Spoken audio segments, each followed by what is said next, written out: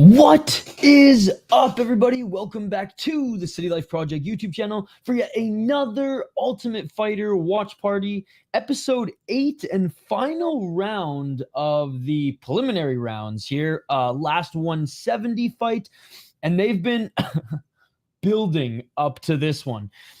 Put it this way, this matchup has some sort of storyline to it, some sort of build-up, as in both of these Brazilian opponents have been kind of beefing all season, but like not to the point of freaking, Koscheck,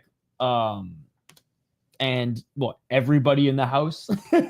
But maybe like, Chris Lieben in particular. No, it doesn't have that sort of heat. I mean, neither of them have tried to attack each other in drunken stupors yet. Oh, who was that one? I want to say he was like Armenian guy in the Koscheck and GSP season who threw the napkin at Alex Caceres. Like, we haven't seen any of that shit yet. Oh, and okay, so now this happened last week too. Okay, it's finally starting.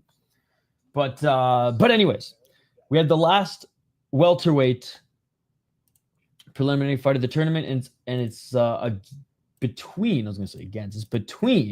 Rodrigo Sezinando and Diego Bianchini. Now, I'm actually very familiar with Sezinando, as he fights in the Canadian promotion and British Columbia promotion that's based in British Columbia, Canada, where I'm from, BFL, which has actually been around for a while now.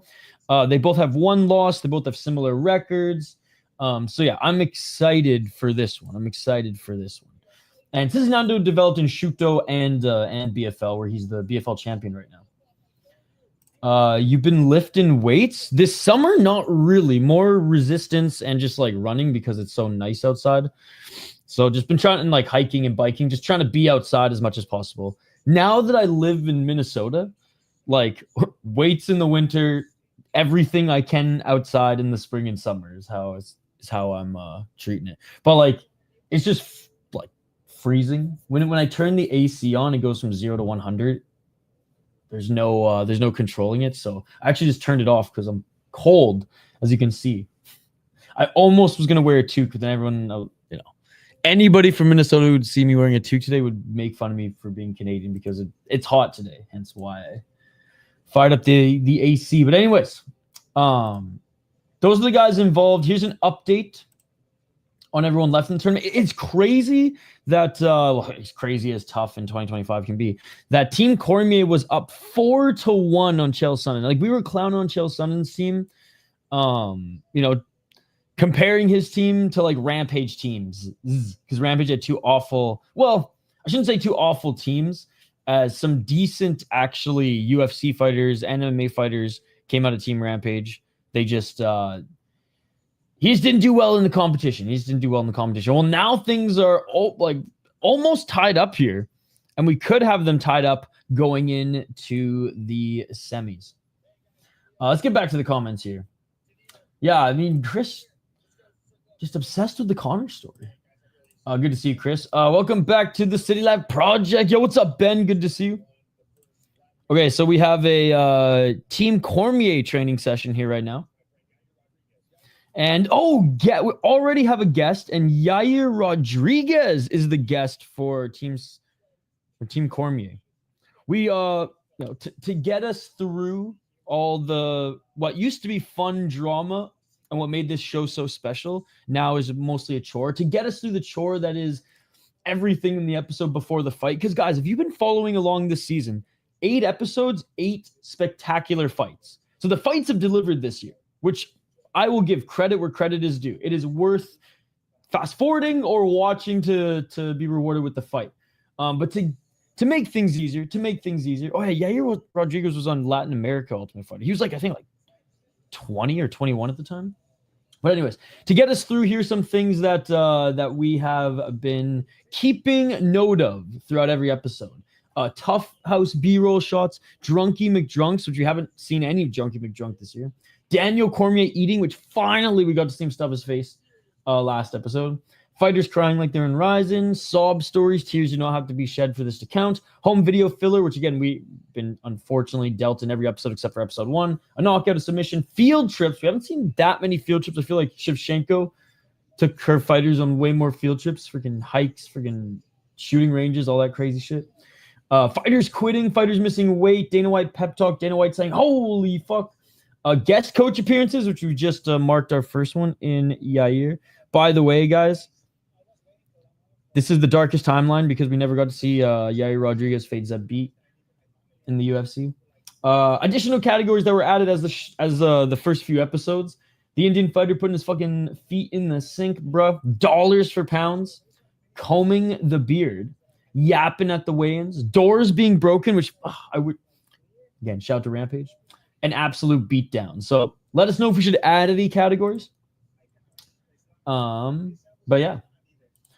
Hey, what is up? Give me Peri Peri Saucy Nando's by K. Oh, what's up, Mr. C?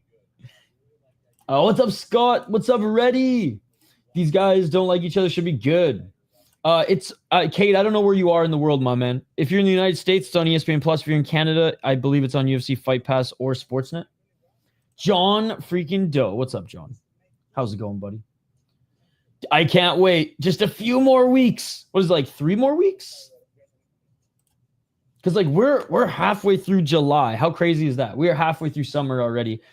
And when you get halfway through summer, the only positive about getting halfway through summer is Dana White's Contender Series. All right. Starting this episode off with a proverbial bang, ladies and gentlemen. Yair Rodriguez helping out the camp. And freaking Cormier is not even there. It's like it's Chiesa running the show.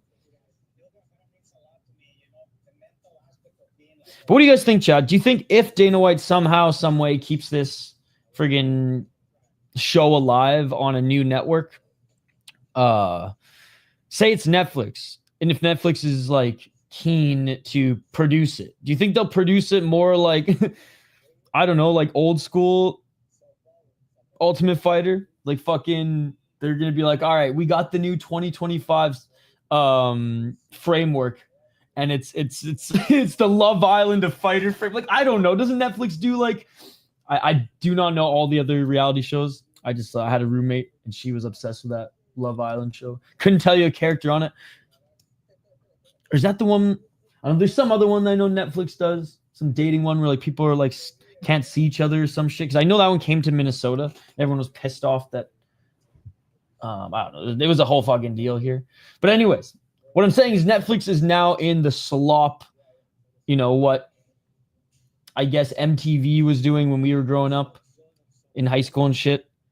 Now they're doing to the slot mind of my generation and younger and younger folks. They could probably make it a lot more non-fucking ESPN-y. Non-this. Home fucking videos that no one cares about. And again, the Fox years was kind of a hybrid. Like Fox production is to blame for the home videos, right? But what I will say in the Fox era, TUF, though some of the seasons were trash, they still leaned on the drama. The fights to enter the house were amazing, which they don't do that anymore, and I don't blame them. Bro, this guy doesn't need to fucking win any tournament. Look at his house. We're just looking at, by the way, a home video of Diego Bianchini. Bro does not need an Ultimate Fighter contract. Dude's fucking loaded already. But anyways, yeah, the Spike TV days, obviously, a little bit of a different time, obviously. Just a thing of its own. The Fox era was kind of, you know, an evolution, but still decent. This has just been trash. My coach is buddy with Rodrigo, and I met him a few times. He's gonna mop. Let's go, dude. Are you from, I'm guessing you're from Canada then? Or are you from Brazil, Kate? I'm from Vancouver Island as well, so I'm super keen to see our boy Sezinando, who now lives and trains at Vancouver, I think full time, which we may see. We may see some shots of Granville Island here in the B-roll. Nice, Kate. Yeah, born and bred in Vancouver Island, my man. Campbell River, went to UVic for school. Now I live in Minnesota. But yeah, I'm a huge BFL fan. I watch every single show, and I've watched every single fight that he's had in the promotion. So it's cool to see a little West Coast Vancouver, West Coast Canada get a little pup on the Ultimate Fighter. Yeah, trains at Lions. I mean, where else would he train in Vancouver? Let's be honest. No offense to some of the other gyms in Vancouver, but in my opinion, one of the best, if not the best. But speaking of really good gyms, Diego Bianchini is a freaking fighting nerd, ladies and gentlemen. We all know how good the fighting nerds have been. Oh, wow, ladies and gentlemen. Commercial at 9 minutes in. Usually we've been seeing anywhere between 14 and 20 minutes. What does that tell us? I don't know. We shall see. We shall see. All right. So far on the counters, we got one guest, one TUF House B-roll, and one home video. Nice. I went to BFL once to watch my coach fight, but I can't anymore because of the B19. Really? No way. I did not know that. I did not know that. That seems pretty ass backwards.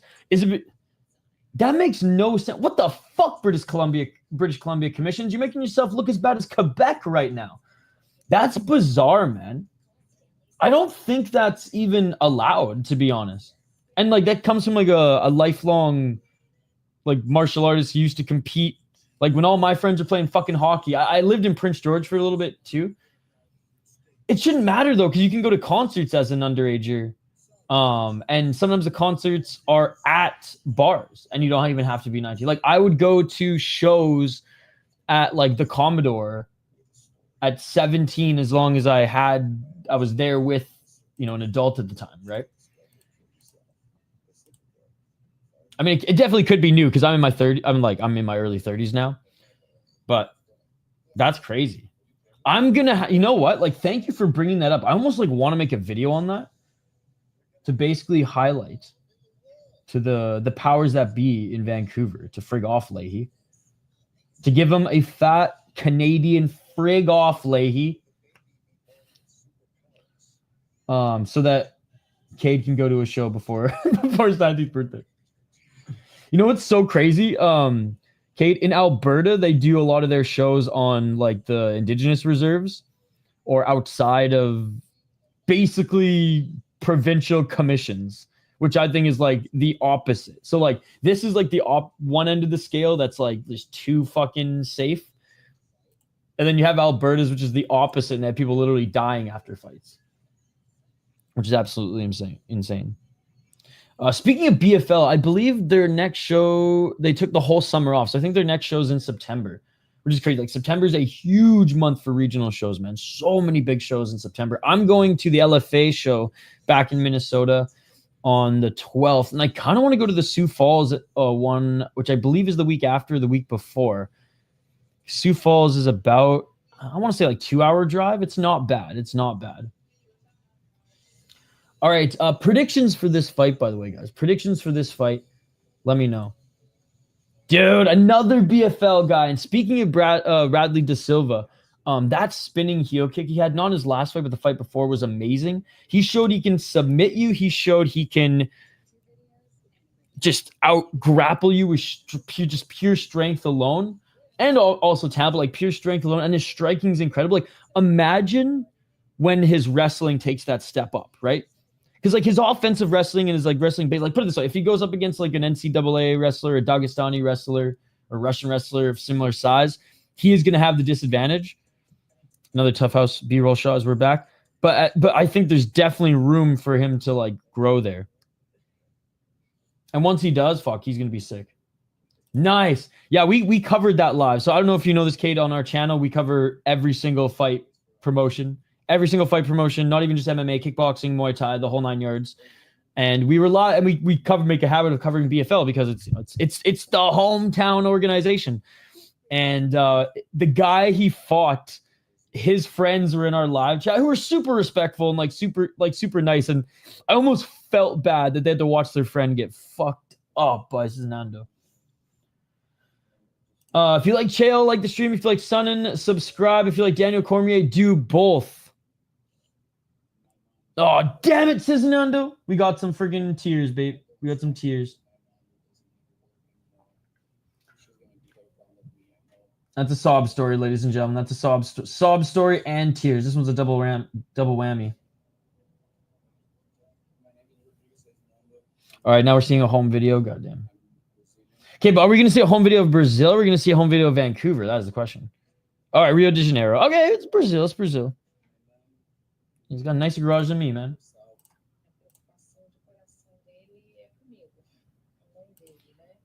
Let's see if they show some. I mean, it's not going to be a home video and sob story if it's in Vancouver, right? That is pretty cool that, like, it's expected that, like, a lot of Persian wrestlers and Persian kickboxers, because there's a big Persian population in Vancouver. I'm not surprised that they're doing well in mixed martial arts. Because globally, like, they're in global kickboxing leagues and global mixed martial arts leagues. But the Brazilians out of Canada, the Canadian Brazilians, the Brasilicans are doing pretty good, especially coming from Western Canada. Soccer kick the like button for the superior rules. Yo, what's up, Chris Cushman? Good to see you. But yeah, Sezinando, jiu-jitsu background. But his boxing and ground and pound. Oh, there's some Vancouver stuff. I mean, Vancouver. As much as I would never want to live in Vancouver, sorry, Cade. It is beautiful. It is beautiful. But for me, being from Vancouver Island, being able to come over for like a Canucks game, for a WLA rivalry game, for concerts and whatnot, like that was I'd come to Vancouver, I'd party, I'd leave. It was good enough for me.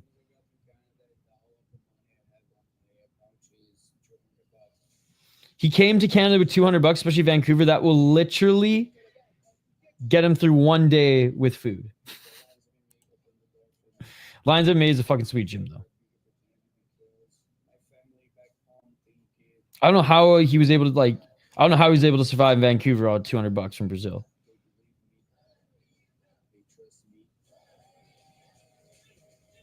I'm rooting for Rodrigo, though. As much as I love the fighting nerds, we're going with the Canadian freaking bias here, baby. We're going with the Canadian freaking bias here. All right, we have a UFC Apex shot here. As now we go to a Team Sonnen training session.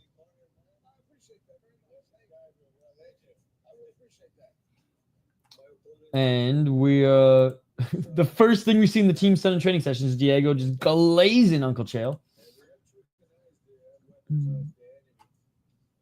Definitely don't try Ronaldo. Definitely don't. Yo, Mr. C doing God's work. Appreciate it. How's everyone's week going so far, by the way? It's Tuesday, but it feels like Wednesday for me, guys. Tomorrow I have a huge day. I have like 3 projects for clients that I got to edit tomorrow. Back to back. We're going ham. And then Thursday, it's fucking sweet. I'm going on site for one of my clients that we're going to be editing recording multiple podcasts for his show at this event where a ton of like Minnesota alumni, pro athlete alumni, so within the NFL world, the NHL world, the MLB world. I think like we're interviewing golfers legend and one of my favorite hockey players who never played for like one of my teams or my favorite team in the Canucks, but Kyle Okposo, longtime Saber, longtime where do you play after the Sabres? Anyways, Florida Panthers Stanley Cup champion, that is right. He's going to be there, and I always loved Okposo when he was with the Sabres early in his career. So that's going to be cool just from like a fan perspective to meet as well as some other athletes. So it's going to be fun on Thursday. But then after the event, I'm coming here and we're staying up not all night, but we're staying up late to either stream FFC or FCC. I think it's FCC, and there's another promotion. God, I'm blanking off the top of my head. But another regional show that's Thursday night as well. There's actually a few shows on Thursday. I'll let you guys vote. Okay, another commercial. So usually, guys, we get our first commercial around now. We've had 2. So maybe the fight goes 3 rounds. Maybe the fight goes 3 rounds because there's not a lot of filler. I'd imagine we're going to come back from the commercial. We're going to have the weigh-ins. And then by 10:30 Eastern, the fight, we'll have our last commercial before the fight. I'm pumped to watch SBW versus Paul Gallen about 9 hours. Yeah, there's a lot of boxing this week as well, guys. There's a lot of boxing this week too. As you guys know, I'm not as big of a boxing guy as you, but I mean, we might. I mean, there's so much to stream this week that like maybe we do the Dubois Usyk card. Ooh, Tim Elliott and Kaya Sakura predictions. So I'm for the last 5 years, Chris Cushman. I've been one of those guys who's like, Tim Elliott still has gas left in the tank. Tim Elliott, despite in his losses recently, has still looked really good. And I've been a Tim Elliott fan forever. Like since before his freaking comeback season on The Ultimate Fighter, I've been following Tim Elliott. And I've kind of like Corey Sandhagen. I've liked every single one of his fights, even in a loss. Well, unless he gets like choked out or like knocked out, you know what I mean? But just very sound anywhere and just a very unique style. And even Demetrius Johnson said when he fought him, like it was almost like a chess match to prepare for. Having said that, like he is past his prime. He's kind of in like Alex Caceres. I guess Alex Caceres no longer in the UFC, but like that Alex Caceres phase where like everyone knows what he is. Yeah, he's like in the decline, not in the prime, but like definitely not at the basement at all yet and still capable. I think in the grappling, Tim Elliott could still out wrestle and ground and pound, or maybe even submit Kaya Sakura. I think that's probably the best game plan. I think that's probably the easiest path to victory. But I think Kai put himself in some deep waters early, and Tim Elliott maybe is the catalyst for that in like the first round. But I think as the fight goes on, look, we've seen Kaya Sakura defend against takedowns against really good wrestlers in Ryzen as well. It's not like that's his. It's such a gaping handicap and weakness in his game that like the likes of Tim Elliott are probably going to submit him in the first round like Pantoja. I don't believe that. Could it happen? Sure. Do I think it's going to happen? No. But I do think Kai will have to like squirm his way out of some positions on the ground and or up against the cage. But I think eventually his size, his speed, and the power in his shots will overwhelm Tim, whether he puts him out or just 2 rounds based on damage. But I think Elliott will at least win one round. I'm watching it on ESPN Plus. If you're in Canada, you can watch it on, I believe, Sportsnet. I've never been to a UFC event, and I will never probably go to a UFC event. Can't afford it, man. So why waste my money on a UFC event when I can go to LFA events throughout the year, BFL events if I was home? I mean, I honestly, man, I'm not even a big UFC fan. Like I am UFC's fifth on my fandom scale, I guess. For me, my favorite's Ryzen, and then Deep, and then KSW, then Black Combat, then the UFC. But I'd rather go to LFA events because LFA is one of the direct feeders to the UFC. They do 4 or 5 shows in my backyard in Minneapolis, or just outside of Minneapolis every year. So I go to every single one of those events. It's cool to be able to like meet some of the fighters on the come up there, and like you go to BFL, it's like a better experience, even not necessarily because like the vibes or like the fights, just like the production value. They've got that Fight Pass money backing as well, but just with like Gilbert Melendez, I had a few beers with him after the event, but like he's on the broadcast, and it's just a little bit more polished. It's just a little bit more polished. But BFL has come a long way. It's just like there's only so much they can do at the same event center over and over again. If anything, like, God, they should do one of their events at like the Commodore Ballroom or the Vogue. That'd be super cool. Or the number 5 Orange, but for very different reasons. All right, so we're back from commercial. We've been back from commercial for a couple minutes now, guys. And we got a Daniel Cormier and Rodrigo training session going on. We'll do a full breakdown of both of the fighters here in a little bit, guys.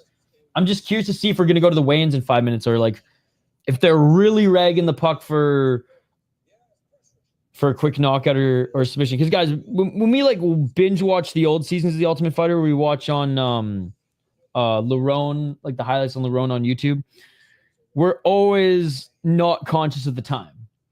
But now that I'm watching live again and there's no fights to get into the house, there's no drama, there's not really distractions. It's just mostly, when is the fight going to start? Because the fights this season, again, have been absolutely incredible.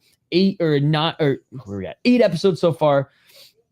7 of them, because we haven't seen the fight yet today, have been spectacular. Like the fights are worth either just skipping over and watching if you're not catching this live, or just sitting through live, hanging out with you guys in the chat. And it's worth it. It's worth it. But what we've been conscious of this whole time is we know not necessarily who wins, but we know the outcomes of the fights, right? We know how the fights are going to go. There's another tough B-roll shot. That's number 3. Well, let's see if we see some drama as they're literally staring at each other in the house right now. But if the fight starts with 15 minutes left in the broadcast, there's going to be a finish. If it ends at 20 minutes or more, it's going to go the distance and or 3 rounds. 15's kind of like, it might be a late finish. But if the fight starts with 10 minutes left, you know it's going to be a finish, right? Yo, what's up, Skate? Hell yeah. Well, Rodrigo is he trains in Canada. His main gym is no longer Nova União. His main gym is out of Vancouver. Is it on Granville, Cade? Where is the gym, by the way? My mind just went back to the Lions gym. Where is that? Is it on Granville? For some reason, I keep thinking it's downtown, but I've never been there. So we're supporting the Canadian-ish fighter. I'm sure he's a guy at least landed immigrant status right now, so that's good enough for me. Okay, so it is on Granville. Oh, that's such a sick spot for a fucking gym, man. Oh, that's so sick. I recognize, that's why I saw the B-roll of it, and I was like, I bet that's Granville. Oh, Canada. Bro, I just found the dopest spot around my house at the local Cedar River. When you come down, when you go there for sure. There's multiple rope swings. Okay, do some jumping into the river via rope swing and smoke various blunts. With glowing hearts we see thee rise, the true north, strong and free. From far and wide. I like the French version better, to be honest. It's more badass, I will say. All right, tough. All right, another tough B-roll shot. I stand on guard for thee. But I spoke a doobie to some Nate Doggy Dog and take a dip in the river. Hey, cheers. Dude, that's so sick. Yo, Chris, shout out to Chris. He's literally at the river right now commenting in our stream. Let's fucking go. Kind of. It's just not like a direct word for word translation. Oh, it's pre-recorded. This fight happened like 2 months ago. But like the way the French version is just more direct, more impactful, more like patriotic, and they changed some of the words in the English one. Dude, Quebec would not allow that. Quebec would shoot you in the face before you even attempt to suggest changing the lyrics. So I always sing it in French. Oh, both of them in good shape, no issues with the weigh-in. And again, Rodrigo at 170 has come in looking a little doughy at times in BFL. He looks like he's in the best shape of his life here. So definitely taking this opportunity seriously.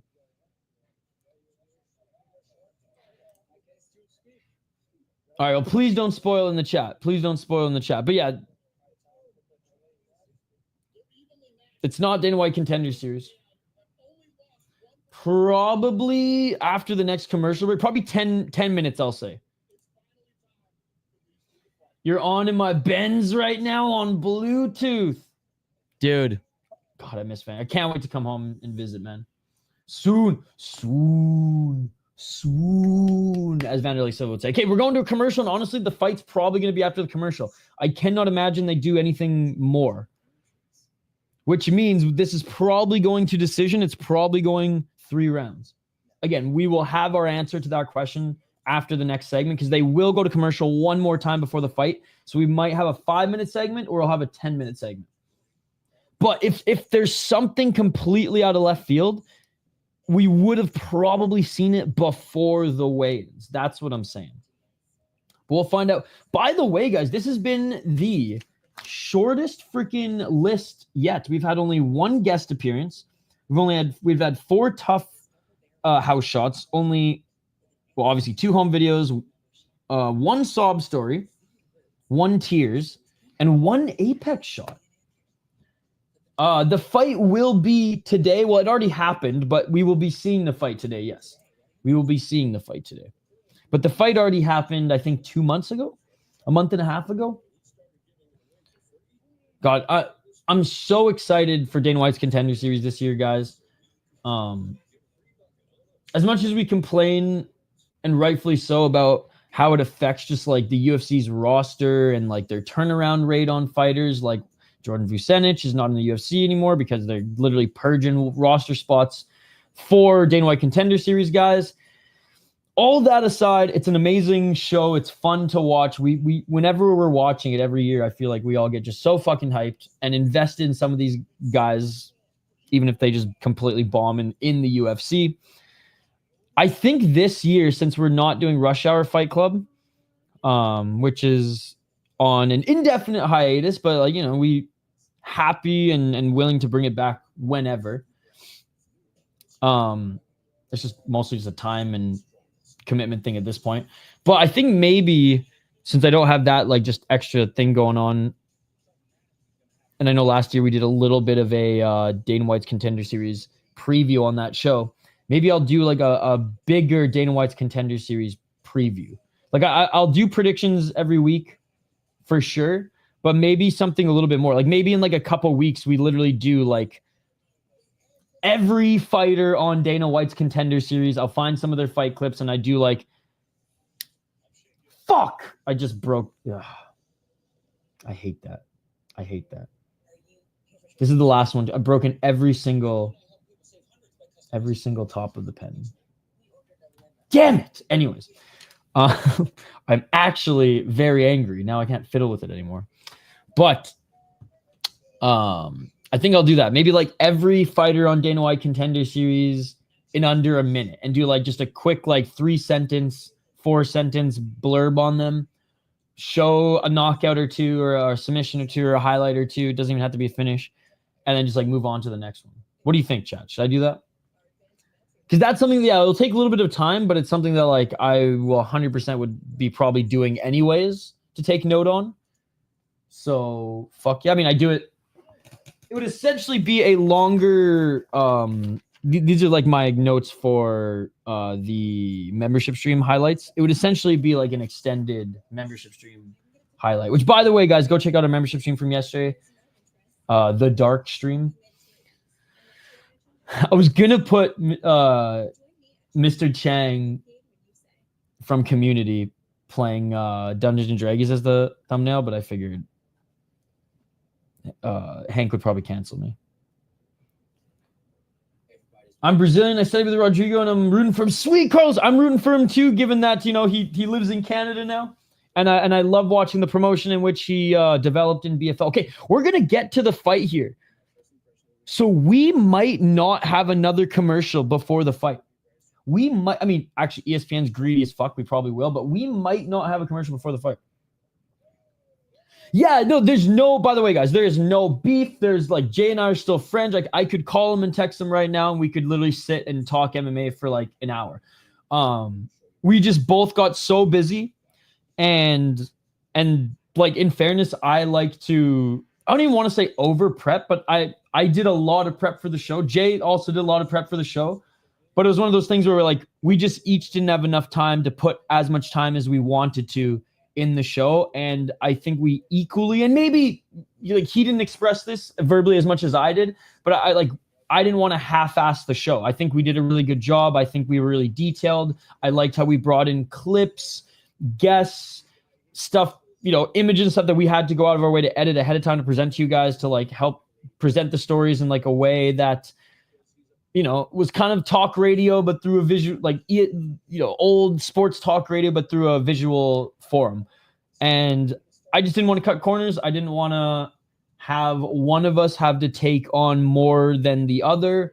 And it was one of those things where like we'd each finish work and have like only an hour to prep. And I'm just like, it's just not enough time. Like I need at least 2 hours to prep minimum for a show like this. Right. And he didn't have that time either. So we halted it, but we're still like, we'll probably still do content together down the road. It's just one of those things where it's like, yeah, I want to do something. I don't want to do something 80%. You know what I mean? Which some of you probably ask me, why are you still on StreamYard and not OBS? Soon. Both fighters are making their way to the cage right now. We got freaking Granville fucking Vancouver stand up versus the Fighting Nerds. Good to see you, Vulcan. How you doing? Let's check in on the poll question, by the way, guys. Who do you think wins this fight? Team Sonnen or Team Cormier? In a row, by the way, guys. Cormier's lost 3 in a row. And if he loses this one, Sonnen will tie it. And it'll be one of the best comebacks as far as coaches that we've seen in a while. And these Brazilians, they hate each other, ladies and gentlemen. They hate each other. This is some favela on favela. No, not even favela, because let's be honest. The only one coming out of the favela and the streets of Granville Island is fucking Rodrigo Sezinando. This other motherfucker from the Fighting Nerds, his home is nicer than the gym. His home is nicer than the gym. His home is beautiful. There's no way he's got that favela strength. There's no way. No way, ladies and gentlemen. Rodrigo Sezinando, 8-1 as a pro. 4 KO TKOs, 3 submissions, 1 decision. 3-0 in BFL, 2-1 in Shooto Brazil. He is the champion in BFL, and he did actually defend the title once, then went over to Samurai MMA and also won the champion there. So he's a Samurai MMA champion and the BFL champion. And we're starting right away, by the way. No commercial, guys. Starting right away here and spinning heel kicks by Diego. All right, ladies and gentlemen, that one caught me. Oh, shit. And Rodrigo landed a big shot. Pushes Diego Bianchini to the ground. 4 minutes and 36 seconds on the clock, by the way. And again, Rodrigo Sezinando, jiu-jitsu guy who is fallen in love with his striking now. His striking is still a little bit slow, but he does have the power, and he's tough as nails. Diego's throwing crazy-ass fucking spinning shit, and Rodrigo's trying to get right back on him, and Diego now forcing Diego to back up to his feet as he threatened with a heel hook, and they are both back up to their feet, and Sezinando with a spinning heel kick. Yo, what's up, Brandor? Let's go! I had no idea this gym was right on Granville, Brandor. How cool is that? Doing well, thank you, brother. Hope you're doing well, too. Hey, doing better now that my boy Vulcan's and Brandor in the chat. Brandor, my Canadian trip got postponed, but I'm still coming back like late summer, early fall. So I'll let you know. I'll let you know. Low kick by Bianchini. 3 minutes and 41 seconds.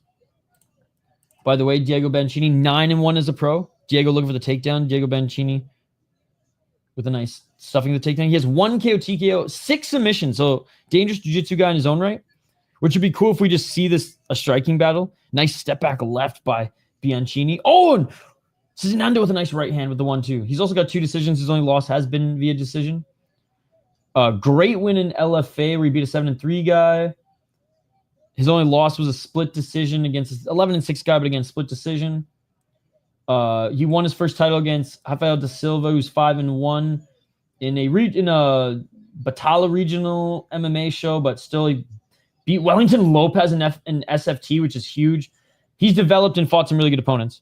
Oh, and Bianchini hit Sezinando in the balls, and Diego warned, but they're good. High kicks are going to miss by Bianchini.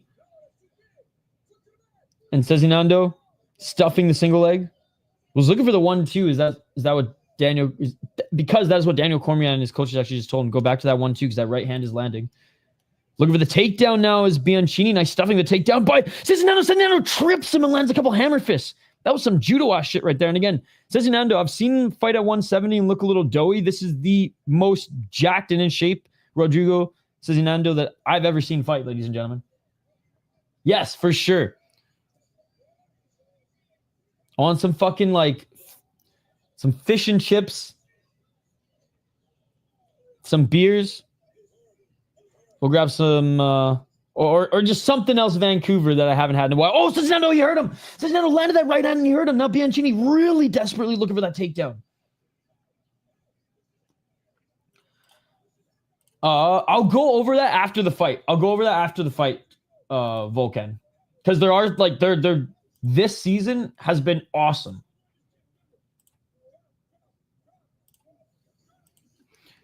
Bianchini still can't take Sezinando to the ground. But we'll go over all my favorite prospects. Even some guys who we saw loss or lose. We saw in a loss. Suffer a loss. Bianchini being warned by the ref. Let's work as he's unable to take Sezinando to the ground. Nice knee by Sezinando. I hope DC the GOAT wins. He did pop him good there. And again, his jiu-jitsu is what got him here. His striking is what's getting better. So that's good to see. Oh, and missing with the 1-2 by Sezinando as they escape the clinch. 1 minute on the clock. Let's see whose cardio. Oh, look for the flying knee was Bianchini. He almost landed too. Let's see if Sezinando's cardio can last. Oh, Bianchini, despite being hurt, is landing some big shots on Sezinando. Sezinando overswung with that right hand again, but Sezinando looking for the high kick, swing and a miss. What a fight. Sezinando winning this first round, but Bianchini definitely still in this. Sezinando missing with that hammer fist, but starting to slow down a little bit. Oh, the spinning heel kick by Bianchini, blocked by Sezinando, but it was there in front of him. Sezinando with a low kick. Sezinando just stuffing every entry by Bianchini. Sezinando missing with the right hand, but lands that left, just stalking down Bianchini right now. Sezinando did get hit in the face. As you can see, there's a welt and a little hematoma forming on his forehead on his left side. Rodrigo's going to gas. It looks, yeah, he's over swinging, but he is still defending the takedowns with ease despite over swinging. Sick fight indeed. And that is it for the first round. I'm telling you guys, the show itself, the reality portion of this show is complete ass. It is one of the worst things on the planet, okay? But the fights have been spectacular this season. Spectacular. Skip all the bullshit except for the pounds, dollars for pounds episode. Episode 5 or 6, I believe. We better not go to a commercial. Okay, we're going to a commercial. Skip to the fights. Every single fight this year, whether long or short, finish or distance, has been spectacular. Anyways, first round goes to Rodrigo. This one must go to 3 rounds. So, like, Bianchini must win this round, is what I'm guessing. Bianchini is probably going to win this round, or, like, one of them gets hurt. Or maybe it does end this round, and then we see, like, 5 minutes of Chael and... that might be what it is, chat. We still might only see one more round, but we might see 5 to 10 minutes of Chael and DC talking about the semifinal matchups. I can't let you get close. Rodrigo's gonna guess. I hope not. Anyways, Rodrigo Sezinando, really good round, stuffing of the takedowns with ease. And it is cool to see that Sezinando is not only, like, he's one of the best fighters in Canada right now. He's the Samurai, Samurai MMA champ, where he beat a 5-1 guy to win that belt. And he beat 2 really good opponents in winning the belt in BFL and defending the belt as well. But the Fighting Nerds Bianchini, 6 submissions, ladies and gentlemen. 6 submissions, 1 KO, TKO, 2 decisions. Fought in some really good promotions as well. LFA, SFT, which is a fucking sick promotion. They got a show coming up this weekend, free on YouTube, by the way. He's good, man. He's good. And he's tough. Sezinando, 4 KO, TKOs, 3 submissions, 1 decision. Only lost via decision as well. Tough to finish. 3-0 in BFL, 2-1 in Shuto. And again, just came to Samurai MMA and beat Jonathan Ramsey to get the title. And his only loss was to a 10-2 guy when he was 4-0. Like, no shame in that. But he went over to, ECA, and of course was thrown to the Wolves. All right, round 2 coming up here. I can't let you get close. It's great to see you, by the way, Denial. How's your evening going? Denial, it was so hot. I did a sauna cold plunge today, like around noon. Cold plunge, fucking barely a cold plunge. So I didn't have any ice for the bucket. But it was so hot today that Lake Minnetonka felt cold. It is on Sportsnet in Canada. It is on ESPN Plus in the United States, and I have no idea where it is, where you can access it around the world. They really show flag football on ESPN, but they don't show fucking like sevens rugby or CFL. What is wrong with them? I still will never understand 4 downs, by the way, Denial. It's so weird to me. So weird to me.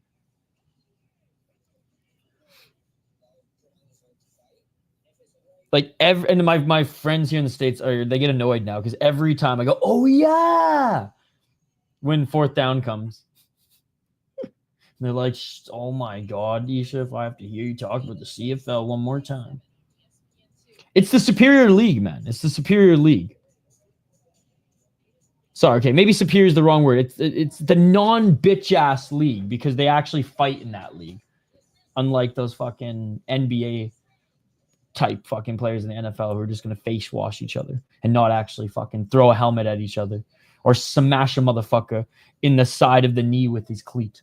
4 minutes and 53 seconds, round 2. Let's get it. Flying side kicks. You don't see those in the NFL. You don't see those in the NFL. Rugby league over rugby union all day, 100%. 100%. A lot of my friends went to Queen's University growing up, or a few of them, and 2 were really good rugby players. I think one made the national team, one did not. But my boy Ian probably could have if he just wasn't in such a crazy class. Sezinando with a nice right elbow and looking for the takedown again is Bianchini. Bianchini cannot take him to the ground. Big brothering him. You got nothing, Diego. You got nothing, Diego. You got nothing, Diego. As Rodrigo fucking swept him in the first round to throw him to the ground and absolutely just pushed him to the ground like he was his little brother, like he was his bitch. Threw him to the ground right into side control. Nice right elbows by Sezinando. Again, love the fighting nerds. Got nothing against them, but you know what? We are rooting for Rodrigo shamelessly here.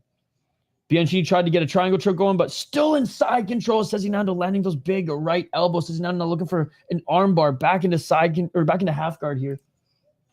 3 minutes and 39 seconds on the clock.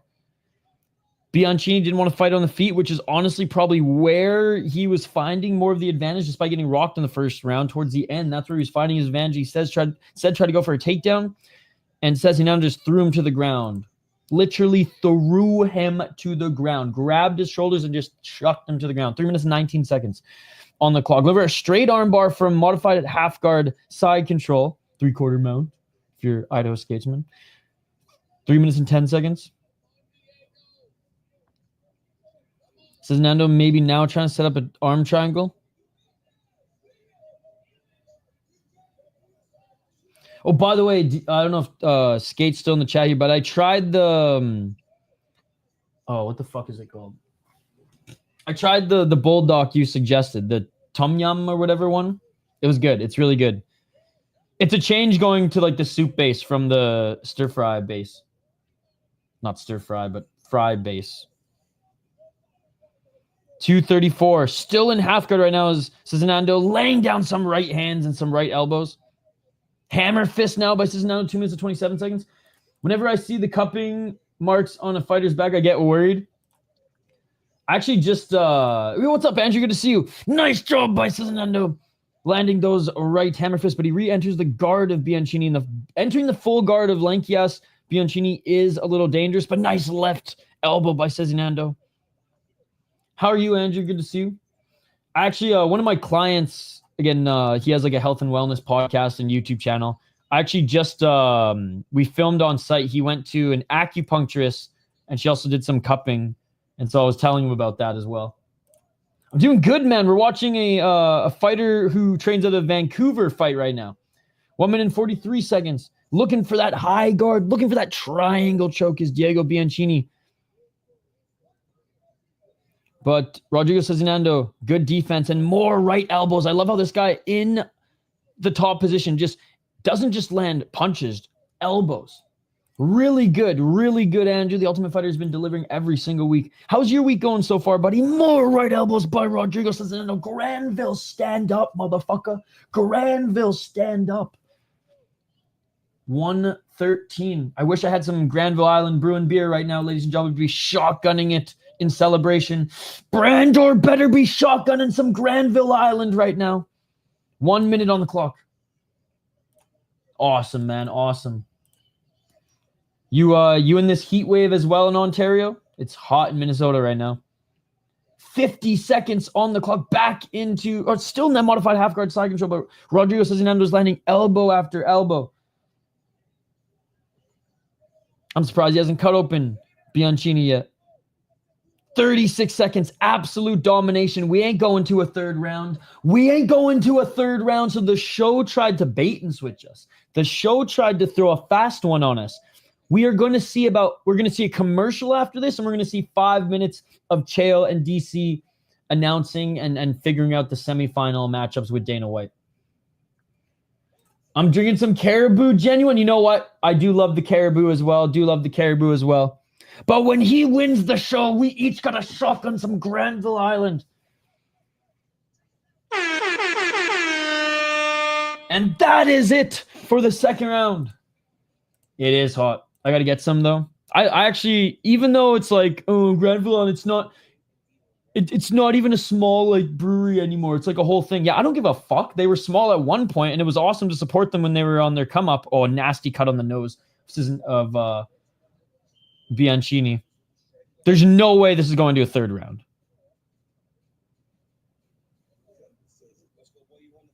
Yeah, Sezinando won the fight. We're drinking it all if he wins. Oh, dude, we are going to fucking party with Vancouver beers only, baby. This was one-way traffic. It wasn't even close. Rodrigo, let's go. Acarajo, let's go. Brazil/Canada. Let's go. One-way traffic, fighting nerds got fucking cooked. You know what he should have had? He should have had some fake glasses in his corner. He should have put them on the ground and just stomped those motherfuckers. Let's go, baby. Let's go. BFL Samurai up in this bitch. Let's go. Double champ on the regional scene right now in two of the best promotions in Canada. Let's fucking go.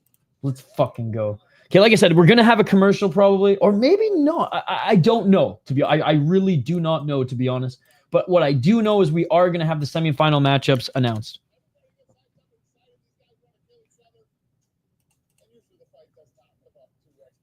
I mean, I don't know. I think Rodrigo proved he wanted to hurt this guy. He's got that nice left hook. Okay, Volcan, you still in the chat? Yo, shout out to Andrew for his 332 subscribers. Almost at 500, buddy. Almost at 500. It takes time, but you'll get there, Andrew. It took us like over a year and a half to even get to 1,000 subscribers, and I was streaming at like, you know how much I streamed, like the same amount as now. Volcan, if you're still here, here are some of the top guys from this season. Even though Idiris lost, I still think he's a top prospect. Yokubov is good. Imanol Rodriguez is good. He's fighting this weekend, by the way. He's good. And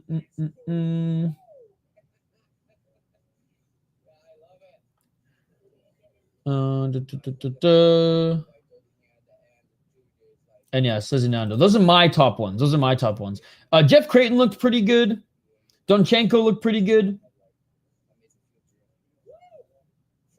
Put it this way, there were some that got starched quick. They picked the right fighters for the fights this season. I have no complaints with any of them. But those are the guys I like the most. Let's go, Rodrigo! Let's go, brother. Let's go. K1 is what? It's so good, Andrew. Dang, shit on the flight too?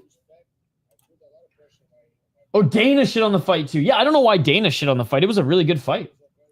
Go, Rodrigo Sezinando. You're the best, bro. Thank you for the comments. No problem, Julio.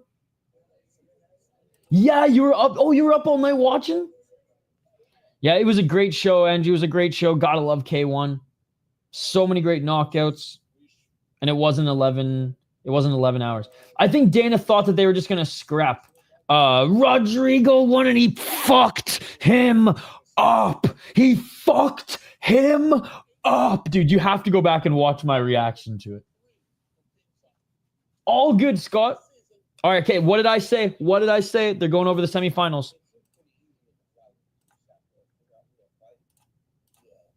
He dominated 2 rounds, dude. On the feet, he did better. And on the ground, he absolutely destroyed him. He threw him around like he was his big brother.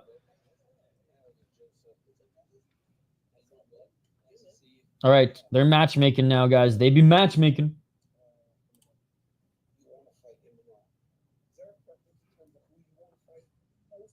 Okay, so they're saying that...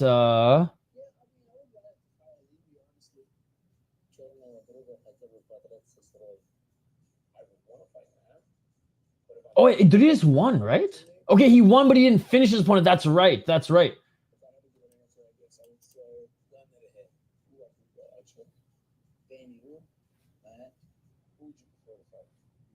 So a lot of the fighters are like, they're actually calling out some of the... I mean, to be honest, they're all good. But there's no hesitation like in years past. They're all just like, I want to fight this guy. Like, they all have a name, which is good. They're not like, well, whoever. Hey, Angie, you never have to stay because we need watchers. If anything, stay on Skatesman's channel.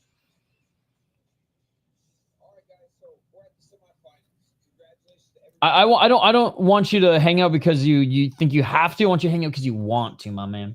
He didn't knock him out, but he beat him up in 2 rounds. Okay, so Idiris from Team Cormier. So Alibi Idiris is the first semifinal match. Oh, and he's going up against... Okay, Roybert Echerverria, which honestly, fucking Ultimate Fighter, man. We know how this fight's going to end because Roybert Echerverria is fighting this weekend. So he lost his fight. Okay, so Imanol Rodriguez.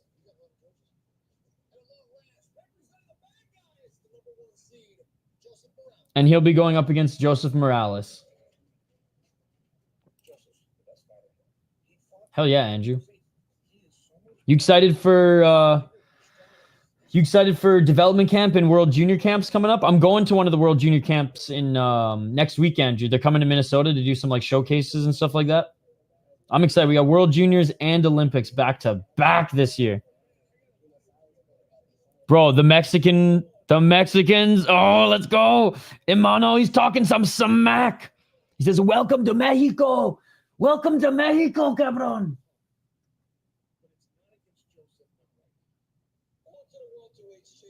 All right, welterweights. Hell yeah. Oh, just whatever you want. Whatever you want, Andrew. You're Chadju. You're King Andrew.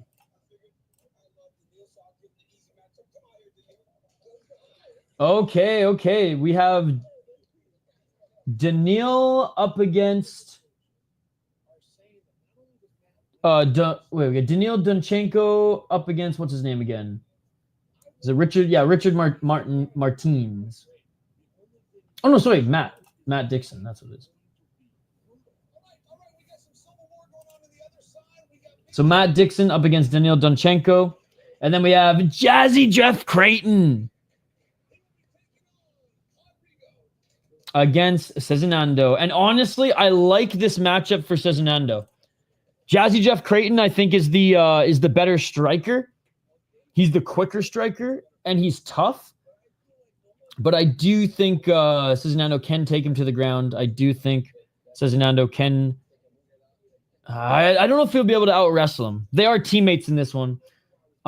Creighton does have more submissions than he has knockouts. Let me see. I want to say he's got like 2 knockouts and like 4 or 5 submissions. Let's take a look. 5 submissions, only 1 knockout. Oh, okay. I'm excited for the fights, man. Bro, I thought he lost because his story, he was back at Lions. I thought if you won, you stay there and not go home. Well, I mean, again, this isn't live, right? This was filmed 2 months ago. So he's been back home for like a while. And like I said, and like I just said, Echeverria, he's fighting this weekend. And he's also fighting next week on The Ultimate Fighter. You know what I mean? Oh, so we got the pickleball as the coach's challenge. There's no way DC wins, bro. He's been growing. Looks like he's about to have twins this season. Bro, if you next time you see Rodrigo, tell him that the City Life Project's rooting for him. And if he ever wants to jump on the channel for an interview or a podcast, the keys to the castle are his. Team Cormier still in the lead, ladies and gentlemen, still in the lead. All right, and that's going to do it. That's going to do it. So to go over our counter here, we had one guest appearance. It was Yair Rodriguez. We had 1, 2, 3, 4, 5, 6, 7 shots of the TUF House, which might be the record. We had 2 home videos. We had 1 tears. We had 1 sob story. And we had only 2 Apex shots. Interesting stuff. Interesting stuff. I'm so fucking proud. I'm so fucking happy for our boy, Rodriguez Sezinando. Excited for next week's episode. Excited for this week of Fight Companions. By the way, guys, we got a lot of fights this weekend. We're starting with a Thursday night Fight Companion. It's going to be late, starting at 10 or 11 Eastern. Friday, we have a lot. We're going to do one early, and we're going to do one championship early in the morning. Then we're going to do the prelims of Fury FC. Then we're going to do the main card of Cage Fury FC. Saturday, we have PFL. Then we're going to stop PFL and do KSW when KSW starts. And then we're going to do UFC. And then I feel like I'm missing something. I feel like there's something on Sunday that we got to do as well. There's something some Sunday evening. So like from Thursday to Sunday, we're going to be streaming, ladies and gentlemen. Dude, let's go, Cade. Yeah, send to my channel, or even just like, Cade, check this out quickly. Since you're new here, just like send him one of like my past podcast episodes, and just be like, he'd love to interview you. He's from Vancouver Island, and then he can get in touch with me if he wants. This is my Twitter, by the way.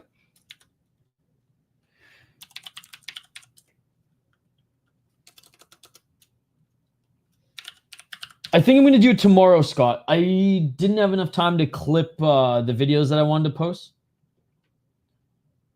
Yeah, I think I'm going to do tomorrow. What the fuck?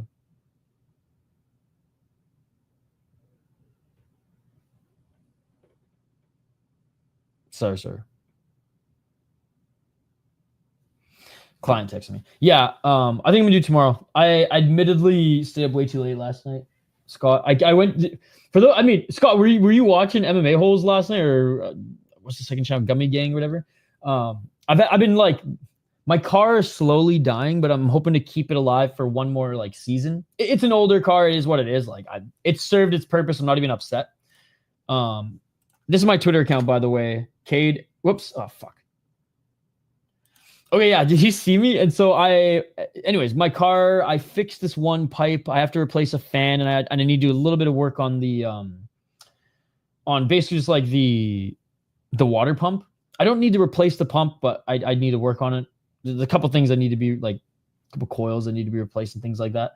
But it's drivable now. It's drivable. I got the most expensive part dealt with.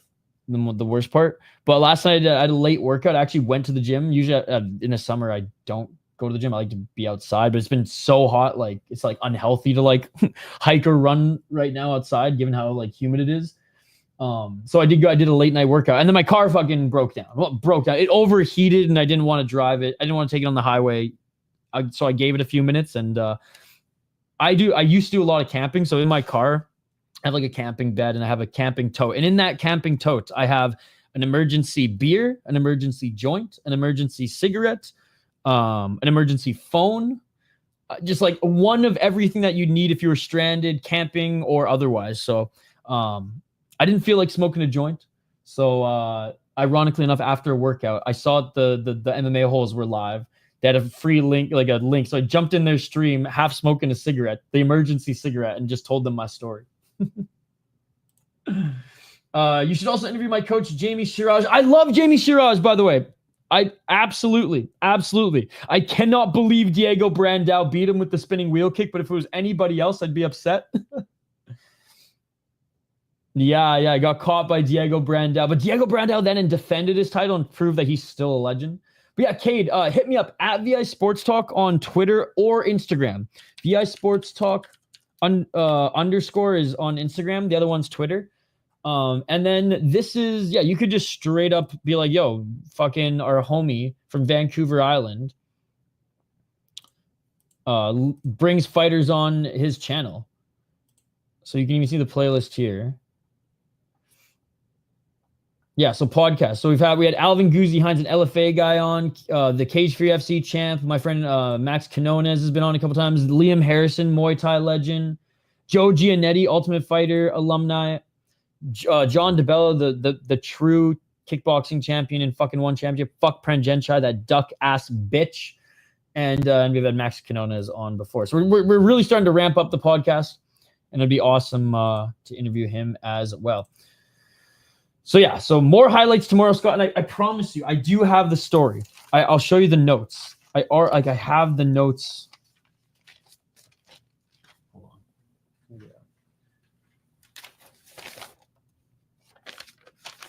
Boom.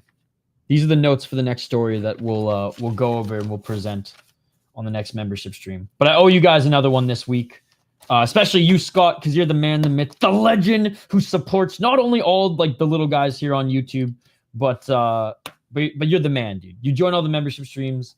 You join all the TUF streams. You always stop by to say what's up, even if even if the MMA holes are on, or even if like some of the other one of our homies are streaming. You always stop by and show love, so I appreciate it. Yo, speaking of beauties, S-Dogs. Yo, I know, by the way, guys, go subscribe to his channels, S-Dogs MMA Talk. One of my favorite people on this platform, one of the nicest dudes, one of the most honest creators as far as his opinions. I would say a real MMA channel, not like us here who are just a bunch of fucking psychos who just, like fucking heroin addicts, cannot stop injecting the fucking combat sports into our veins. S-Dogs is a great fucking show. I'd love to collaborate sometime, bro. We'll get it going. I got to get S-Dogs on the Ryzen, on the Deep, on the Black Combat, on the KSW train. We got to get you, like, we got to get you still, like, still sniffing that UFC, but we got to get you off the UFC and onto real MMA, my friend. S-Dogs is a G. Yo, shout out to Anthony Ganskow. Speaking of one of our most hardcore and longtime supporters, 16 months he's been a member. Time fucking flies, Anthony. I can't wait to meet Anthony Ganskow in person someday. Smoke a fat doobie, share a beer. It'll be awesome. Hell yeah, dude. Yo, again, guys, go support S-Dogs. And if Anthony, I don't know if you're still streaming or not. I know Anthony Ganskow was streaming once upon a time. Go check out his channel too. Oh, thank you, my friend. They're trying to get a rematch in either August or September, but Diego ducking like a puss. But yeah, tell Jamie, tell Rodrigo, anytime it'd be my honor to interview them. But yeah, guys, please go support S-Dogs. I want to say up and coming, but like he's already like established. Like, go check him out. Let's continue to grow his channel. And dude, and yeah, Anthony Ganskow is a fucking G, sometimes in a gi. Guys, I'm so excited for this weekend. KSW is back. Friday and Thursday, a slew of regionals. Like, there's 3 fucking Fight Pass regional shows on Thursday alone. Third shit got me fucked up right now. S-Dog's goated interviews. Dude, S-Dog has great interviews. That's what actually got me watching his channel. And I think that was the first comment on his video. It was like, I fucking love your interviews, dude. And then, like, I'm not a big live stream guy, ironically. But, like, I will always, even if I'm not commenting, I have S-Dogs, I'm listening to it. Or it's on as I'm working or whatever. Hey, you too, Cade. Guys, don't forget to subscribe to the channel if you haven't already. I know I keep saying go subscribe to Anthony, go subscribe to S-Dogs. Yes, please go do so. But also subscribe to this channel if you haven't already. Hey, shout out to my Vancouver brother, Cade. We'll see you soon, buddy. All the OGs are here, man. All the OGs are here. He did win, Julio. He did win, and he dominated. He dominated. It was amazing. Hey, we're a great community here, boys. We're a great community here. All right. I'm fucking starving, guys. So I'm going to go eat. It's a late dinner. I'm going to go eat. I'm going to get some work done, and then I'm going to get into bed early because I have a fucking huge day of editing. But we will do a membership stream tomorrow. I promise you. And Scott, if you don't, okay, Scott, here's some homework for you, Scott, tomorrow. And Chris, if you do not see a membership stream scheduled by 3 p.m. Eastern, even if it's 4 later, but if there's not a stream up tomorrow by 3 p.m. Eastern, hound me on Twitter, hound me in the live chat, share the fucking video that Denial pinned in the Discord. Please don't share it on YouTube, but you can rehash it in the Discord. If you know, you know. Whatever it takes to clown me to make sure it's up. Just awoke up, about to watch the episode. Let's go, Anthony. The show was meant. The fight was awesome. Have a great night. Thanks for stopping by. 16 months, you fucking beauty. That shit beautiful. And I hope to see you on some of the fight companions this weekend. Cheers, buddy. Just smack the fuck out of that fucking like button. Appreciate it, my man. Appreciate it. Are you streaming tonight at all, S-Dogs? When's your next stream? Let the fans know here, and I'm gonna quickly share your link in the chat.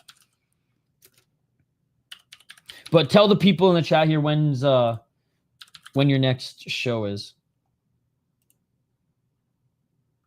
All right. And again, S-Dogs, man, elite interviews.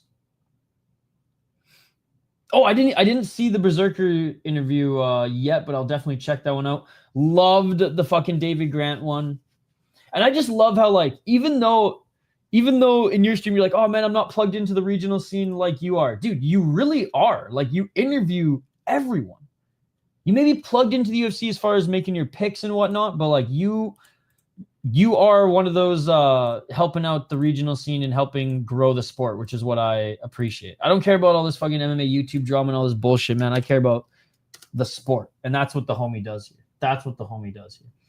We'll be live tomorrow, bro, 7 p.m. Eastern. UFC matchmaking. We'd love to collab, brother. You heard it here first. Go check it out. And yeah, we will be doing some shows together or something together down the road. I have some video ideas of stuff that like I want to get off the ground, but just like I don't have enough arms and legs to do everything. So maybe I'm gonna shoot you a message on like Twitter or social media, and we'll chat sometime. We'll jump on like a fucking Zoom call or whatever, StreamYard, I guess, with a beer in hand each, and we'll do some beer storming, my man. We'll do some beer storming.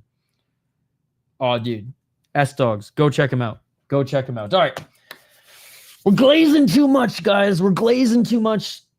I'm gonna go make some food. Ugh. And do a stretch, bro. And do a stretch. Like I said, fucking early or late workout last night. Early sauna sesh today and swimming. I am beat. I am beat. You're calling with your YouTube game, bro. You're the man, dude. Thank you, everybody, for joining. I believe there's a post show on right now. Hold on, I'm going to share one more channel. I said the glazing was over. There's another MMA channel. They always do post shows. Are they live? Are my homies live? Damn, they're not live yet.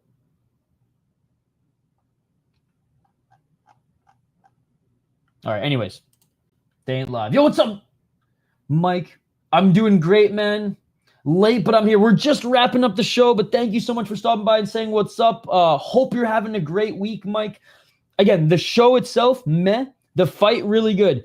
Let's just say this. One of the fighters did end up in the top position, and I think you will be proud that at every moment he was fighting to pass guard and or land elbows. Just saying, just saying. All right, guys, have a great night. For members, we'll see you tomorrow on the membership stream. Everybody else, I better see you in S-Dogs chat at 7 p.m. Eastern. And with that, another great fight, which masks for a shitty episode. of The Ultimate Fighter. Dana White Contender Series in 4 weeks, ladies and gentlemen. Yo, S-Dogs, that's it. That is it. That shit beautiful than a motherfucker. We're going to collab on the Dana White Contender Series. Every single fighter profile and highlight preview. It has been written. It has been said. So let it be done.